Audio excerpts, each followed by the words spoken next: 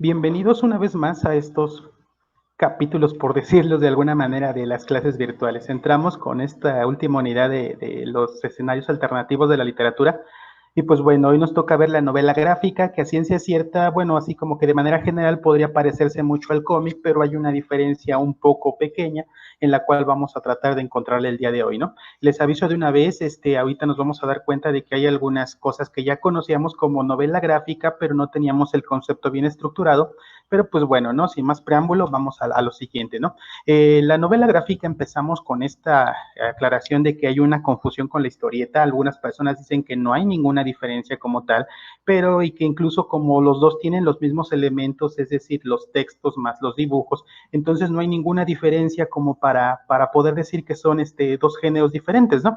Incluso la novela gráfica pues igual tiene sus viñetas, pero pues sencillamente ahorita nos vamos a dar cuenta, espero yo con el ejemplo quede mucho más claro, ¿no? Vamos a adelantar un poco las diferencias. En el cómic los personajes son siempre iguales, no cambian, incluso Memín Pinguín, como lo vimos en el video anterior, pues siempre va a ser Memín Pinguín, siempre va a ser la misma estructura y pues al parecer los personajes no envejecen, o sea, siguen exactamente igual, ¿no?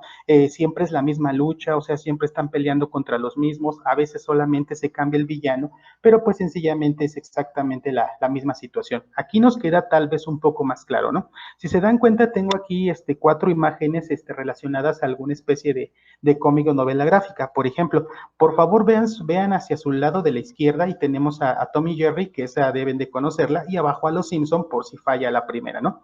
¿Qué pasa con Tom y Jerry? Siempre es el mismo escenario, o sea, siempre es el gato correteando al ratón para tratar de comérselo, nunca se va a lograr, e incluso ustedes ni siquiera pueden ver el primer capítulo, pueden ver cualquier capítulo diferente y le van a entender. ¿Por qué? Porque es la misma estructura. Pasa exactamente lo mismo con los Simpson. Abajo, ¿no? Nos damos cuenta que incluso la bebé, esta Maggie, pues ya lleva 30 años y pues nunca ha crecido, ¿no? Bart siempre está en el cuarto y quinto grado, o sea, no cambian los personajes, siempre es la misma estructura y por esa razón se pueden llamar cómics en este caso, ¿no? Ahora, ¿cuál va a ser la principal diferencia con la novela gráfica? En este caso vamos hacia la situación de la derecha.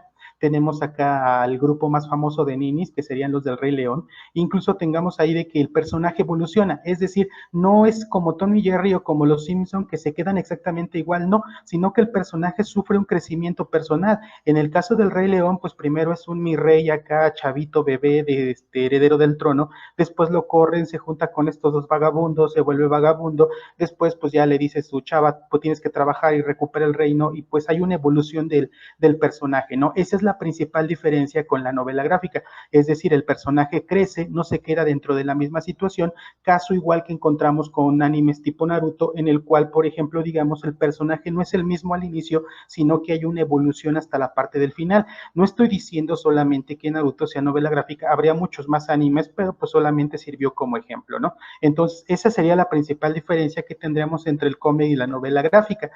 Otra película que yo creo que ustedes ya han visto y que si no les recomiendo verla, también se encuentra en Netflix, sería esta de Scott Pilgrim contra el mundo, porque sencillamente es una novela gráfica hecha como novela gráfica, o sea, así como tal, que se adaptó al cine para que entonces se pudiera ver de una manera diferente, ¿no? Entonces no es necesario que la vean, pero pues se los recomiendo para que vean el contraste, ¿no?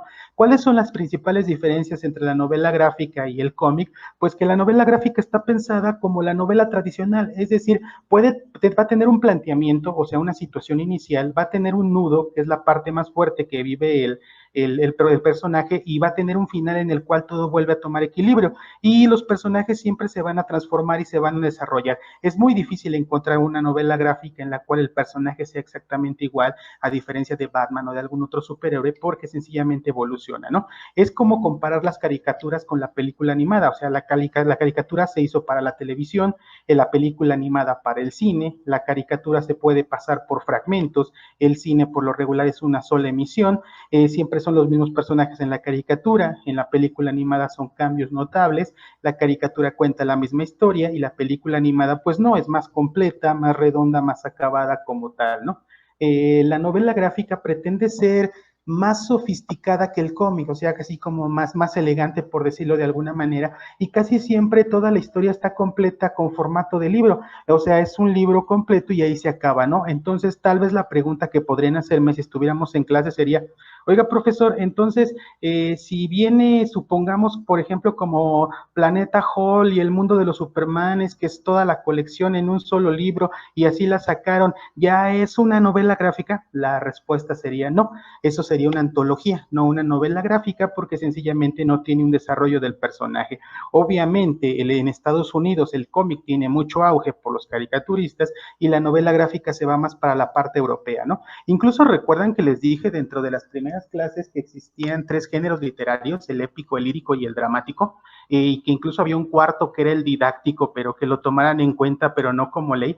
Hay países en Europa, como el caso de Francia y Bélgica, que consideran a la novela gráfica como un quinto género literario, o sea, de ese tamaño está la popularidad de la novela gráfica, que estos cuates la consideran un género aparte, ¿no? Entre las famosas, pues está la parte de Logan, o como le dicen en España, lo ves, ¿no? Ahí tendríamos la portada. Otra que está súper ruda, que ojalá puedan verla en YouTube, de Silver Ace, Bryce, esa la tendremos igual, es buena, pero a mí la que me llamó la atención que leí cuando estaba chavito, bueno, no tan chavito, que es la del pañuelo, que es una chava, una chica que se muda a un país musulmán, entonces es obligatorio que use su pañuelo y ella se da cuenta que cuando llega a la escuela y se lo quiere quitar por el calor, no la dejan o la regañan, ¿no? Incluso se le baja un poco y es obligada a usarlo y entonces llega a su casa y en su casa pues con su mamá que no tiene la misma, digamos, cultura como tal, se lo puede quitar y no pasa nada y la niña comienza a preguntarse de que entonces por qué razón es malo en un lugar traer el pañuelo y por qué es bueno en otro lugar no traerlo y como comienza a darse cuenta de pues finalmente soy la misma niña, debo ser el trato igual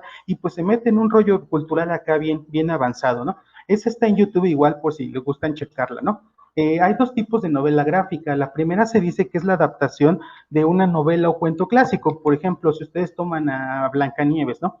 Y entonces dicen que no fue por la manzana, sino que se robó un foco y se puso acá toda bien piedrosa, pues entonces no pasa nada porque su adaptación es libre. Y como el cuento de Blancanieves no tiene ya derechos de autor, ustedes la pueden modificar a diestra y siniestra, ¿no?